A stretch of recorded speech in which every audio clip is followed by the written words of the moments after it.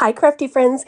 Do you love sunflowers? I absolutely love them. And I thought, you know what? We can totally make one, like an oversized one to hang on the door. So I've got this wire and I cut it into strips for the petals. And then I just kind of start shaping it. And the great thing about this is flowers are not perfect. So these can be like perfectly imperfect petals. So once I kind of form it to the way I want, then I just kind of twist the bottom of it just to hold it together. Now you can see I have a painter's drop cloth here that I've had forever. You can see it's been spray painted on even. But we're going to use that to cover the petals so that they are all covered up. And, well, obviously it would be covered in petals. Okay, sorry. Too much coffee today. So now what we're going to do is we're going to cover each one of them and then just kind of cut off all of the excess that's on there because we're going to actually paint these.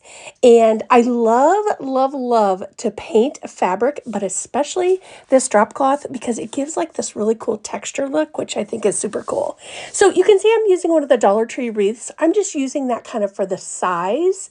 And so for the center part, what I did was I just cut out, you saw that circle there, and I'm just going to start hot gluing it around because I'm going to grab some of the, one of the old bed pillows that I have. I had pulled out all the stuffing, tip. That way you don't have to pay for polyfill.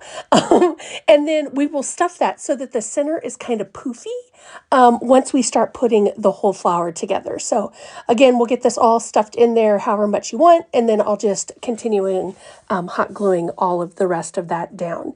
And you guys, we're just using the form right there for a measurement. We're not going to actually be using it to put the flower together. So once we get all of that done, we're going to get to painting. And I pulled out a couple of colors here. We're going to obviously do the center part, a brown color, and then we're going to do a yellow, kind of like a darker mustardy yellow, and then we're going to actually add in a little bit of orange as well. So you can see I hot glued the thing to a thicker cardboard. The center of the flower and not a thing, Bonnie.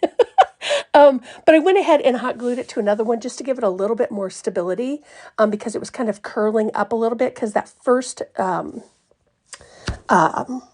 cardboard that I used wasn't super sturdy, so that's why I went ahead and did that. And then once it dries, I'll go ahead and cut it off of there. But we're going to get to painting. Now, I didn't worry about getting all of the bits in the bits because it's okay if some of the canvas kind of shows through.